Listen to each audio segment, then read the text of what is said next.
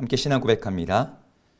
전능하사 천지를 만드신 하나님 아버지를 내가 믿사오며 그 외아들 우리 주 예수 그리스도를 믿사오니 이는 성령으로 잉태하사 동정녀 마리아에게 나시고 본디오 빌라도에게 고난을 받으사 십자가에 못 박혀 죽으시고 장사한 지 사흘 만에 죽은 자 가운데서 다시 살아나시며 하늘에 오르사 전능하신 하나님 우편에 앉아 계시다가 저리로서 산 자와 죽은 자를 심판하러 오시리라. 성령을 믿사오며 거룩한 공예와 성도가 서로 교통하는 것과 죄를 사하여 주시는 것과 몸이 다시 사는 것과 영원히 사는 것을 믿사옵나이다. 아멘.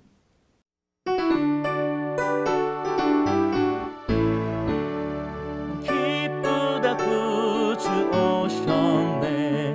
만 백성 맞으라. 온 교회여 다 일어나. 다 찬양하여라. 다 찬양하여라. 다 찬양하여라. 구세주 탄생했으니 다 찬양하여라. 이 세상의 만물들아 다 화답하여라. 다 화답하여라. 다 화답하여라. 온 세상 죄를 사하여 주 예수 오셨네. 죄와 슬픔 끌어내고 나 구원하시네. 나 구원하시네. 나 구원하시네. 은혜와 진리 되신 주, 다 주관하시니 만국 백성 구주 앞에 다 경배하여라. 다 경배하여라. 다 경배하여라.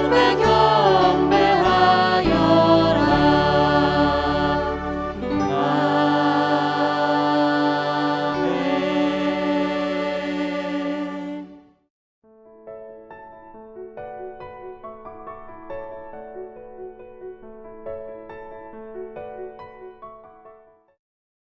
모든 백성이 일제히 일어나 이르되 우리가 한 사람도 자기 장막으로 돌아가지 말며 한 사람도 자기 집으로 들어가지 말고 우리가 이제 기브아 사람에게 이렇게 행하리니 곧 제비를 뽑아서 그들을 치되 우리가 이스라엘 모든 지파 중에서 100명에 10명, 1000명에 100명, 10,000명에 1000명을 뽑아 그 백성을 위하여 양식을 준비하고 그들에게 베냐민의 기브아에 가서 그 무리가 이스라엘 중에서 망령된 일을 행한 대로 징계하게 하리라 하니라. 이와 같이 이스라엘 모든 사람이 하나같이 합심하여 그 성읍을 치려고 모였더라. 이스라엘 지파들이 베냐민 온 지파에 사람들을 보내어 두루다니며 이르기를 너희 중에서 생긴 이 악행이 어찌 됨이냐. 그런즉 이제 기브아 사람들 곧 그 불량배들을 우리에게 넘겨주어서 우리가 그들을 죽여 이스라엘 중에서 악을 제거하여 버리게 하라. 하나 베냐민 자손이 그들의 형제 이스라엘 자손의 말을 듣지 아니하고 도리어 성읍들로부터 기브아에 모이고 나가서 이스라엘 자손과 싸우고자 하니라.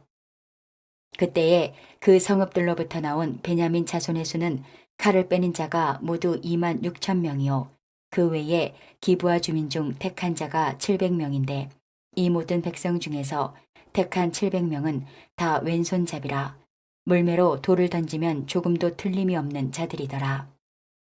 베냐민 자손 외에 이스라엘 사람으로서 칼을 빼는 자의 수는 40만 명이니 다 전사라.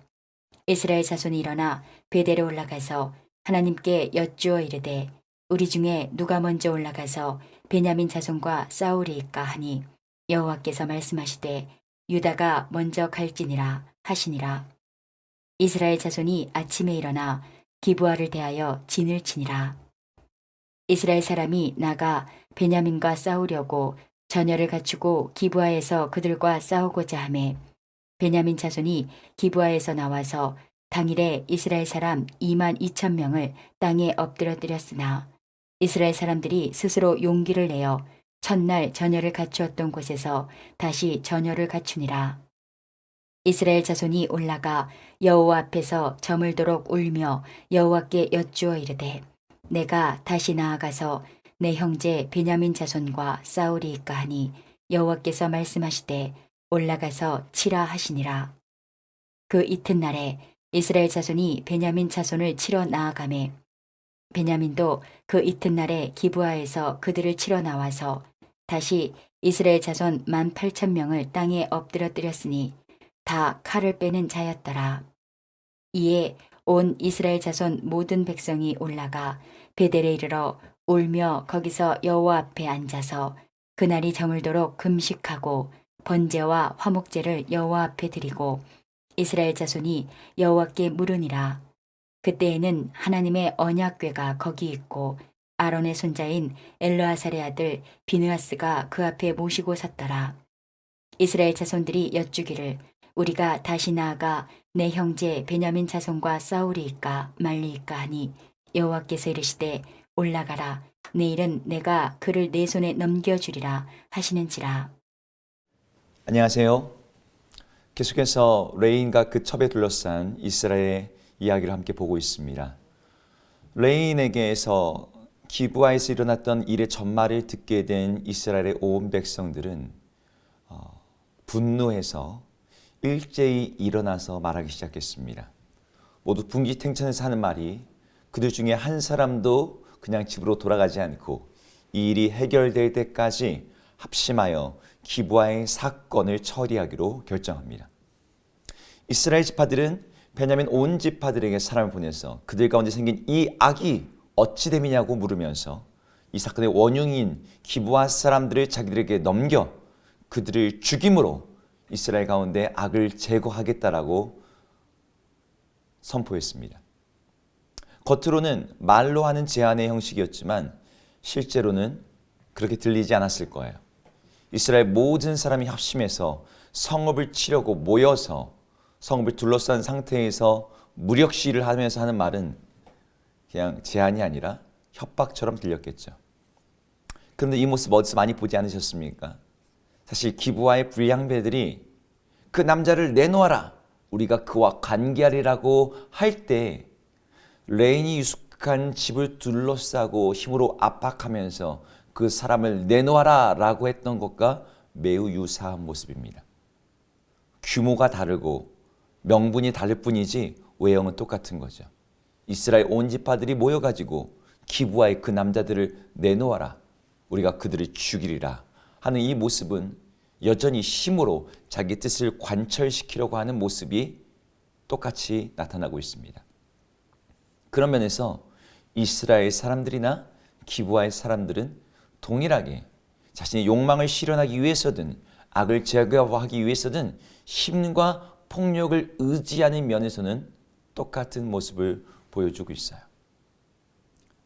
우리 시대에도 그런 생각들이 있지 않습니까? 어떤 문제를 해결하려면 힘이 있어야 돼. 돈이 있어야 돼. 법은 멀고 주먹은 가깝다. 이런 식의 사고방식. 목소리 큰 사람이 이긴다. 이런 식의 사고방식이 우리 안에서도 여전히 작동하는 것을 봅니다. 교회 안에서도 큰 소리를 내고 힘이 있고 돈이 있고 사회적 지위가 있는 사람들이 그 교회를 좌지우지하는 모습들이 종종 나타나요. 우리 주님의 뜻을 따라서 우리 주님의 성품을 쫓아서 온유함과 겸손함으로 서로 더 낮게 여기는 모습 대신에 세상의 힘의 논리가 교회 안에서 작용하고 있다고 할 때 하나님께서는 그것을 안타깝게 여기실 것입니다.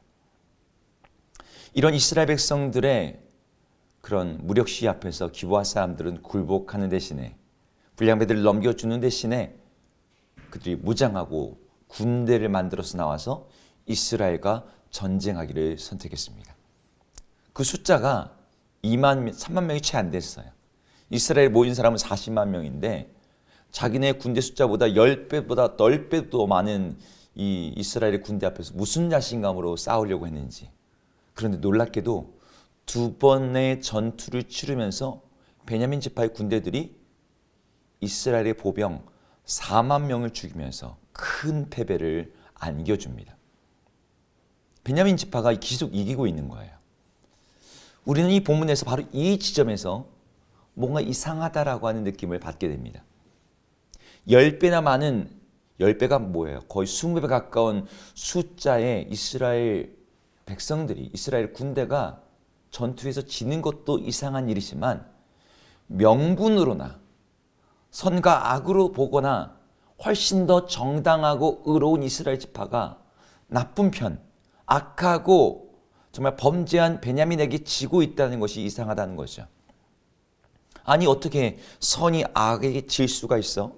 베냐민 사람들이 나쁜 놈이고 나머지 이스라엘 백성들은 그들 중에 있는 나쁜 놈들을 벌하려고 지금 전쟁을 하고 있는 건데 어떻게 좋은 편이 지고 있는 거지? 물론 우리는 이 세상에서 항상 선이 악을 이기는 것은 아니라는 것을 알고 있어요. 정의가 승리하는 것이 아니라 승리하는 것을 정의라고 부르는 이 세상의 그러한 선악의 모호함도 우리는 경험적으로 알고 있습니다. 하지만 우리가 읽고 있는 이 이야기는 성경 속 이야기이고 게다가 본문에서 이스라엘 자손들은 계속해서 전투에 나갈 때 하나님께 간구하며 물으면서 이 전쟁에 임하고 있었거든요. 그리고 하나님은 그런 이스라엘 백성들의 간구에 응답하셨습니다. 자 보세요. 하나님의 편에서 하나님께 물으면서 하나님의 응답을 받고서 나선 그 싸움에서 이스라엘 지파가 연전연패를 하고 있는 거예요. 이상하지 않습니까? 악한 베냐민을 벌하겠다고 이스라엘 백성들이 모여서 하나님께 묻는데 처음에는 22,000명이 죽고 두 번째는 18,000명이 죽게 된 이 상황. 이건 뭐 세상에서 정의가 항상 이길 수는 없는 거야. 우리가 납득할 수 있는 수준을 넘어서 하나님께서 저버리신 것 같은 그러한 모습으로까지 보입니다. 우리가 그런 면에서 이 본문을 조금 더 깊이 읽어볼 필요가 있습니다. 베냐민과 전쟁하기에 앞서서 이스라엘 백성들이 하나님께 이렇게 묻습니다. 우리 18절을 한번 같이 읽어볼까요? 이스라엘 자손이 일어나 베델레 올라가서 하나님께 여쭈어 이르되 우리 중에 누가 먼저 올라가서 베냐민 자손과 싸우리까 하니 여호와께서 말씀하시되 유다가 먼저 갈지니라 하시니라. 이 질문에서 우리는 이스라엘 백성들이 하나님께 묻고 하나님의 인도를 받아서 움직이는 것처럼 보입니다. 그런데 사실 잘 보면 전쟁을 하는 것에 대해서는 이미 결론을 딱 내려놓은 다음에 그 다음에 누가 먼저 싸울지에 대해서만 묻고 있어요. 베냐민과의 전쟁 자체에 대해서 하나님께 묻는 것이 아니라 큰 결정을 이미 내려놓고 그 다음에 누가 선봉에 나설까요? 라는 어떤 작은 문제를 하나님께 묻는 거죠. 그리고 나서 첫 번째 전투에서 지고 나자 그들은 자신이 하나님께 했던 질문이 애초에 잘못된 것임을 눈치를 챕니다. 23절에서는 하나님께 간구한 내용이 달라져요. 23절도 한번 읽어보겠습니다. 이스라엘 자손이 올라가 여호와 앞에서 저물도록 울며 여호와께 여쭈어 이르되 내가 다시 나아가서 내 형제 베냐민 자손과 싸우리까 하니 여호와께서 말씀하시되 올라가서 치라 하시니라. 이제 와서 이제 근본적인 질문으로 하나님께 묻는 거죠. 내 형제 베냐민 자손과 싸우리까? 네. 사실 이게 맨 처음에 했어야 하는 질문이고 기도였어요. 근데 이미 싸우고 난 다음에 지니까 이런 질문을 하나님께 하고 있는 것이죠. 하나님은 베냐민과 싸우라고 하십니다. 하지만 두 번째 전투에서도 이스라엘 연합군은 베냐민에게 참패를 당해요. 이 두 번의 싸움에서 지고 나자 온 이스라엘 백성들은 자신을 근본적으로 다시 한번 돌아보게 되었습니다. 26절에서 이스라엘 백성들은 베델에 올라가서 울며 거기에서 여호와 앞에 앉아서 그날이 저물도록 금식하고 번제와 화목제를 여호와 앞에 드렸다라고 되어 있습니다. 자신들의 행동이 하나님의 뜻대로 하는 정의롭고 바른 일이라고 믿었지만 그들은 하나님께 정작 중요한 근본적인 문제를 묻지 않은 채 모든 일을 힘과 폭력으로 해결하라고 했던 그런 잘못을 가지고 있었던 것이죠. 하나님의 뜻을, 하나님의 정의를 이루겠다고 했던 그들의 방식은 정작 하나님의 방식과는 무관한 세상의 방식이었고 그것은 주제넘은 짓이었고 하나님과 상관치 않고 하나님의 일을 하겠다라고 하는 그분의 온전한 지위를 받지 않은 채 전쟁에 나서고 있는 모습이었습니다.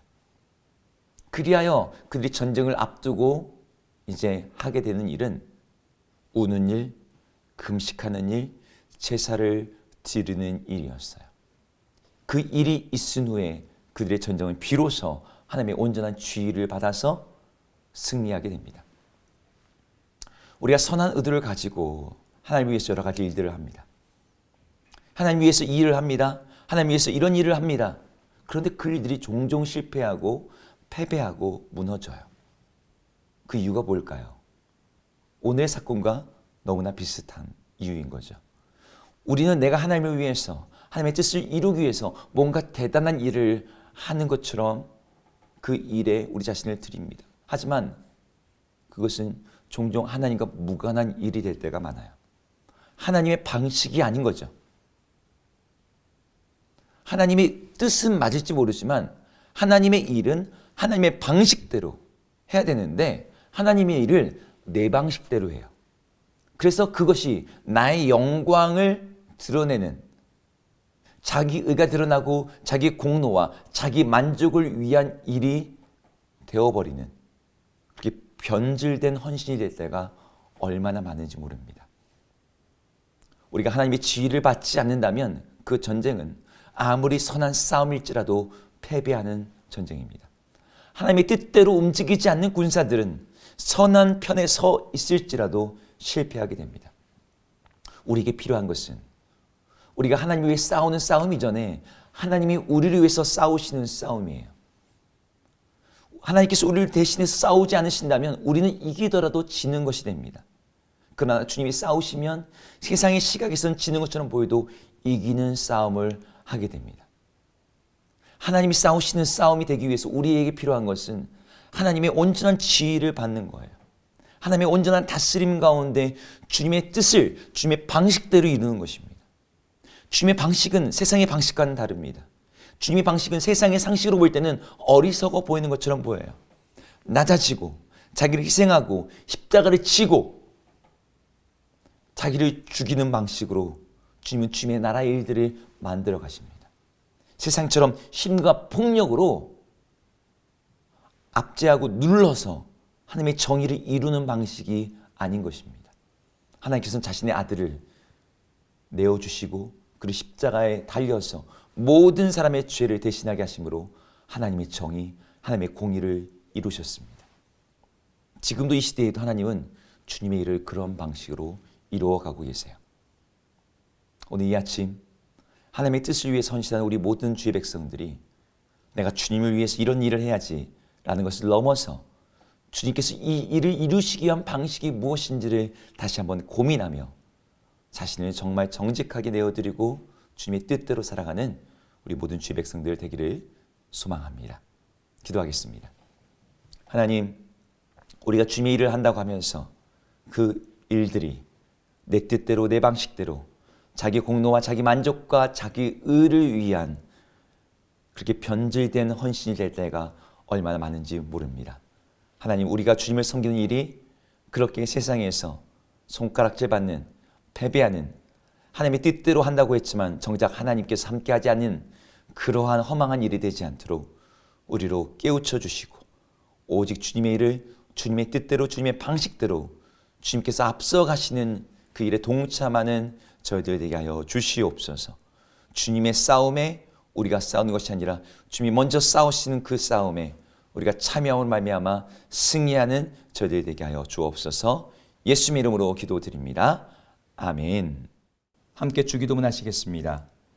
하늘에 계신 우리 아버지여, 이름이 거룩히 여김을 받으시오며 나라 임하옵시며 뜻이 하늘에서 이룬 것 같이 땅에서도 이루어지이다.